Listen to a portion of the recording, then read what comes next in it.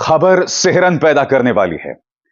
48 साल तक वो बाबा सिद्दीकी जो कांग्रेस में रहे और हाल ही में वो अजीत पवार फैक्शन में शामिल हो गए थे, यानी कि भारतीय जनता पार्टी के गठबंधन में शामिल हो गए थे। तो दोस्तों, स्वागत है आपका हमारे चैनल NH एजेंसी में। महाराष्ट्र से आई बाबा सिद्दीकी की हत्या की खबर से महाराष्ट्र की कानून व्यवस्था पर तरह तरह के सवाल उठ रहे हैं। आखिर इतनी सिक्योरिटी होते हुए भी बाबा सिद्दीकी की हत्या कैसे कर दी गई? कुछ लोगों का कहना है कि सलमान खान से दोस्ती के कारण बाबा सिद्दीकी को मारा गया है। आखिर कौन थे बाबा सिद्दीकी जिनकी इतनी बेरहमी से हत्या कर दी गई? आइए देखते हैं अभिशार शर्मा की ये पूरी वीडियो।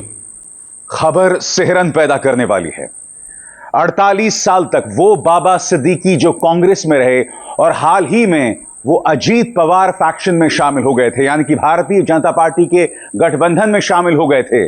उन्हें रात 9:30 बजे अपने बेटे जीशान सिद्दीकी के दफ्तर के सामने 4 गोलियों से मौत की घाट उतार दिया जाता है। उन पर कुल 6 गोलियां चलती हैं दोस्तों, और उसके बाद उन्हें मौत की घाट उतार दिया जाता है। यह भी खबरें आ रही हैं कि चाकू जैसे धारदार हथियार से भी उन पर हमला किया गया।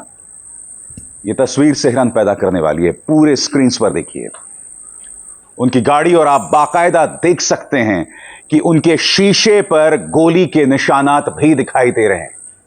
यह मुंबई में हुआ है दोस्तों। रात 9:30 बजे एक ऐसे नेता पर गोली चलाई गई है जो हाल ही में अजीत पवार फैक्शन यानी भाजपा गठबंधन में शामिल हुआ था। वो व्यक्ति जो करीब 48 साल तक कांग्रेस में था, और उस पर इस तरह से गोलियां चलाई जाती हैं।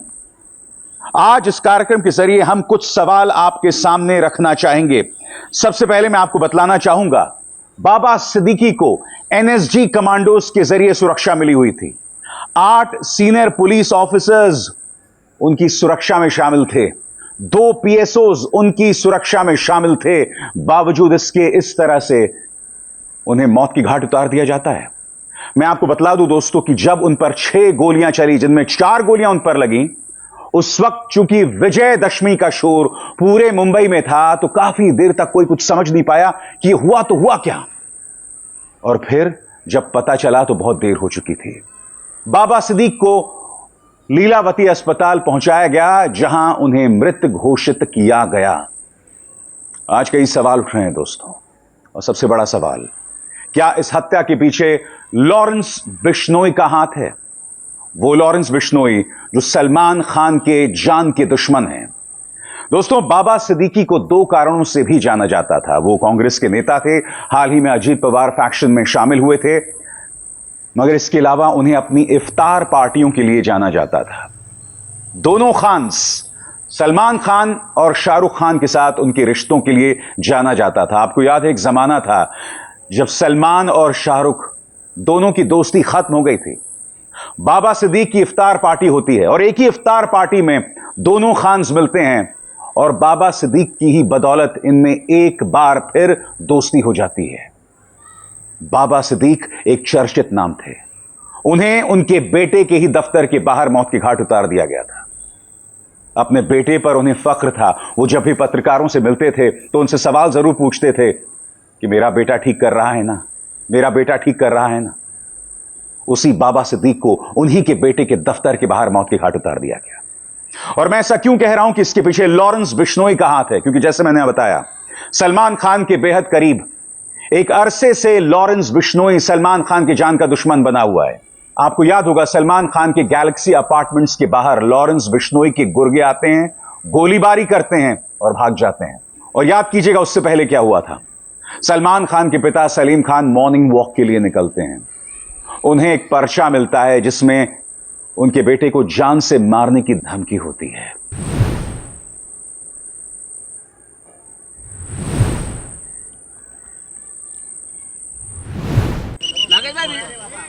समझ में आ रहा है? साइड में मारो ना यार, तुम साइड में चलो, साइड में चलो। हाँ चल चल चल, मी जातो साइड खाली चाक बघा राव तुम्ही। अरे हो अरे बस, अरे यार तुम्ही रोडामध्ये यार राव, अरे थोडं विश्वास अरे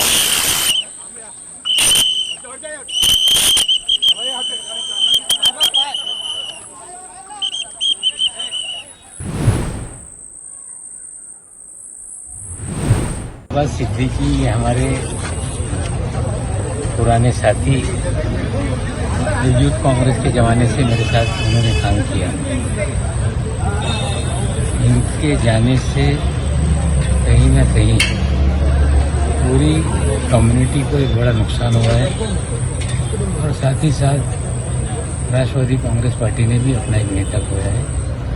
हम उनके परिवार के रूप में सभी लोग शामिल हैं और आशा करते हैं कि जिन लोगों ने ये घटना की है वो पकड़े गए हैं और उसके पीछे कौन लोग हैं उसकी सत्यता क्या है सरकार सभा से हम मांग करते हैं। और हमने एक अपना साथी खोया है। ये खबर सिहरन पैदा करने वाली है दोस्तों। आपको याद होगा दोस्तों, कुछ ही दिनों पहले मुंबई में गोलीबारी हुई थी। ठीक एक पुलिस थाने के अंदर सीसीटीवी पर यह सब कैद हुआ था। गोलीबारी में शामिल थे महाराष्ट्र में पहले बीजेपी और शिवसेना के नेता महेश गायकवाड़ और गणपत गायकवाड़। और फिर आपको याद है किस तरह से एक फेसबुक लाइव में शिवसेना ठाकरे गुट के जो नेता हैं अभिषेक घोसालकर, उन्हें मौत के घाट उतार दिया जाता है। और अब बाबा सिद्दीक को इस तरह से उनकी गाड़ी में तस्वीरें बयान कर रही हैं कि किस तरह से उन्हें मौत के घाट उतारा गया होगा। मैं दावे के साथ कह सकता हूं दोस्तों, कोई भी न्यूज चैनल इसे लॉ एंड ऑर्डर का मुद्दा नहीं बताने वाला है। बाबा सिद्दीक जिन्हें इस कदर सुरक्षा हासिल थी, उन्हें मौत के घाट उतार दिया गया। एक के बाद एक इस तरह से मुंबई में घटनाएं हो रही हैं। आज लोग ये सवाल कर रहे हैं, क्या मुंबई में 90 का दशक लौट आया है, जब दाऊद इब्राहिम और छोटा राजन में गैंग वॉर चल रहा था, जब दाऊद इब्राहिम जिसे मर्जी चाहे मौत के घाट उतार देता था।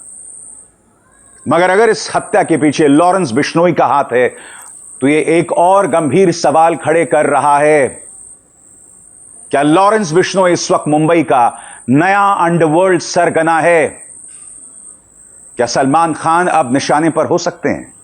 इसको लेकर एजेंसीज क्या कह रही हैं दोस्तों, आपके स्क्रीन पर। इस हत्या की जांच कर रहे अधिकारियों ने 2 आरोपियों को गिरफ्तार कर लिया है, तीसरा अभी भी फरार है।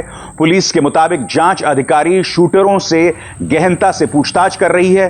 पुलिस यह भी जानने की कोशिश कर रही है कि क्या इस हत्या में बिश्नोई गैंग का हाथ है। पुलिस को शक है कि सिद्दीक की फिल्म अभिनेता सलमान खान से काफी नजदीकियां थी, दोनों की दोस्ती बहुत ही गहरी थी। और यह तस्वीर जो मैं आपके सामने बार बार पेश कर रहा हूं, जिसमें सलमान बाबा सिद्दीक के साथ हैं, यहां पर आप शाहरुख खान को भी देख रहे हैं। और जैसे मैंने आपको बतलाया दोस्तों कि किस तरह से इफ्तार पार्टी में सलमान और शाहरुख की दोस्ती कराने का काम बाबा सिद्दीक ने किया था। क्या कह रहे हैं राज्य के मुख्यमंत्री एकनाथ शिंदे, उसे भी सुना जाए, क्योंकि आज वो कटघरे में हैं। एकनाथ शिंदे इस बात की ओर इशारा कर रहे हैं कि शूटर्स को राज्य से बाहर लाया गया होगा, क्योंकि खबरें इस तरह की हैं कि 2 लोग गिरफ्तार कर लिए गए हैं। एक हरियाणा से बताया जा रहा है और एक उत्तर प्रदेश से बताया जा रहा है। लॉरेंस बिश्नोई गैंग का यही अंदाजे बयां रहा है, जिसमें वो लोग जो हैं बाहर से, खासतौर से हरियाणा से शूटर्स जो हैं वो हायर करते हैं। क्या कह रहे हैं एकनाथ शिंदे, आइए सुनते हैं। एक्स मिनिस्टर बाबा सिद्दीकी, इन पर जानलेवा हमला हुआ था, दुर्भाग्य से उनमें उनकी मृत्यु हुई है, ऐसी खबर है। और ये बहुत ही दुर्भाग्यपूर्ण घटना है, दुखद घटना है। और इसमें 2 आरोपी अरेस्ट है, ऐसा पुलिस कमिश्नर पंसालकर जी ने मुझे कहा है। और एक आरोपी फरार है। ये दोनों, एक हरियाणा और उत्तर प्रदेश का है।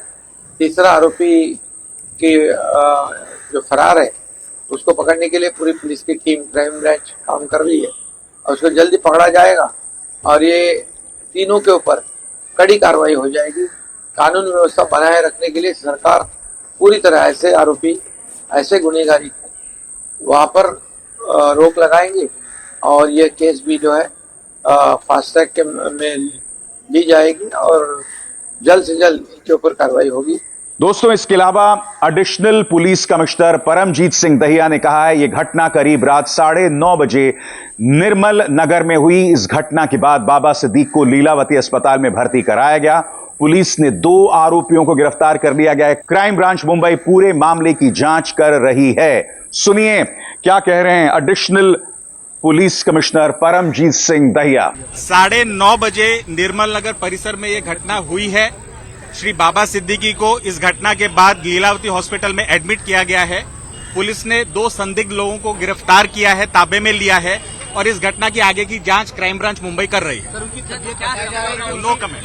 दोस्तों, ये भी खबर आ रही है कि बाबा सिद्दीक पर जिस पिस्टल का इस्तेमाल किया गया वो 9.9 mm की पिस्तौल बताई जा रही है।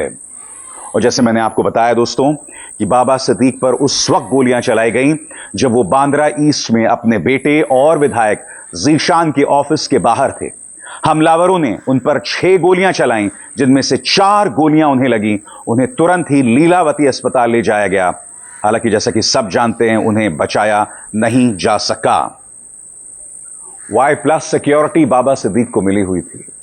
कई PSOs उनके साथ थे, कई पुलिस अफसर उनके साथ चलते थे।